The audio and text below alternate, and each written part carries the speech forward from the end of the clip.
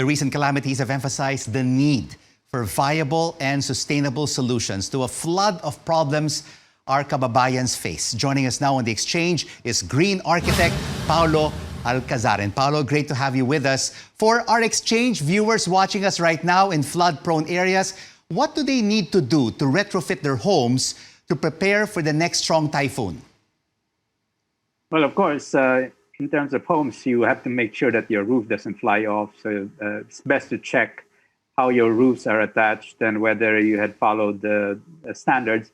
The other thing that we can do to help in flood mitigation is to rainwater harvest. That means we can put storage tanks underneath our gutters, our alludes, and detain as much water as we can so it doesn't contribute to the flooding of the city. Aside from that, of course, making sure that your roof is waterproofed and that you have enough supplies if just in case you run out of food and water. That's the best thing that you can do in your individual home.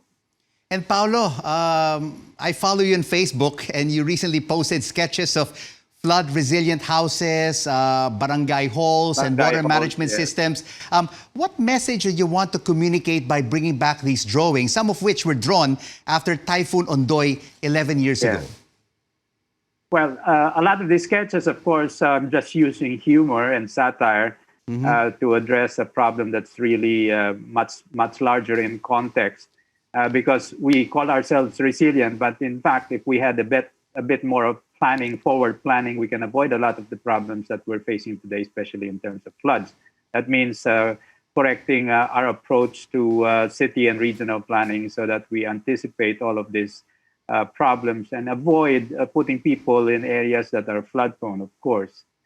So the sketches are quick little ideas, just like the barangay hall but that's in just the helipad. Although in Cambodia, they do build multi-level civic centers so that you can escape floods. And in Tacloban, a group of us had suggested, instead of like fire escape stairs, you go down to escape the fire, we suggested an ordinance for flood escape stairs. That means you're able to come up to a deck which can accommodate the number of inhabitants at that building. And that will ensure that you will survive and be able to be rescued effectively. And taking a look at your sketches right now, Paolo, on our screens, are these flood resilient structures pricey, or can you work on them on a budget? They're very, very practical. The rainwater harvesting is just a couple of 50-gallon cans you can buy surplus. Or if you're building your house from scratch, it's easy enough to put a cistern. So all of this is DIY, except for that SpongeBob. But that's an actual system of absorbing water underneath roads. And we have, in fact, installed it in certain cities and LGUs. There are modular systems that will help detain water so that they don't flow into the canals which are already overburdened. So it's an understanding of natural processes and the fact that water needs to be contained. Otherwise, it will come out in the streets and flood us all.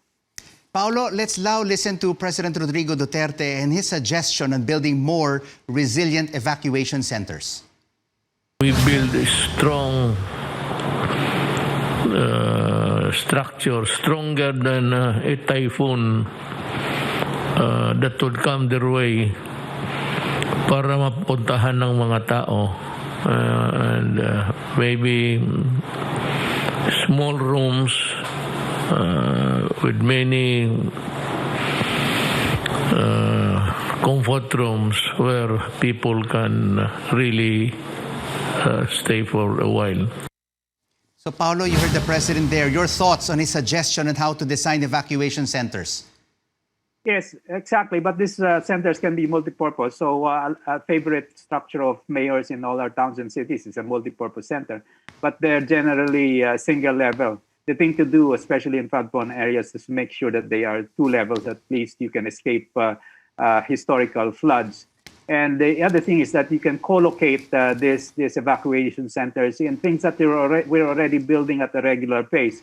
Every year, or every other year, I think it is, Palarong Pambansa, the stadia that are built for all of these events can be designed to act as evacuation centers because they already have the essentials like lots of toilets and ability to rainwater harvest, so you have water. So it's just a creative use of what money we're already spending for these structures. Instead of being white elephants, a lot of these stadia can be evacuation centers. If you do a multi-level, multi-purpose structure, the two levels can also be used as classrooms for education. So there are a lot of things that we can do with funds already existing for buildings already being built. So given what has been said and done, the country is in this typhoon belt. And it's been 11 years since Ondoy and 7 years since Yolanda. Question is, why haven't the local and national governments done much? Well, it's a problem of governments and the problem of the frameworks within which these governments work.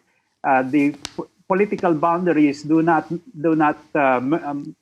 merge or do not fall within natural boundaries. So the problem is we need to expand cooperation amongst LGUs or within regions so that the areas affected within, say, watersheds can effectively cooperate together. And they have to appreciate that they're all affected by the boundaries of nature and not by the boundaries of politics or law. So say the Marikina watershed is over 698 square kilometers, larger than the entire Metro Manila. And the path that comes from there to our cities is also quite large. Yet we don't, each LGU does its own comprehensive land use plan, on data also supplied by people like Mahar. But what we need is regional cooperation. There are regional development councils, but the Marikina watershed is Region 4 and Region 4A plus additional impacts from surrounding regions. So it has to do with jurisdictions that need to be redrawn and cooperative networks that need to be established beyond existing political boundaries. Right.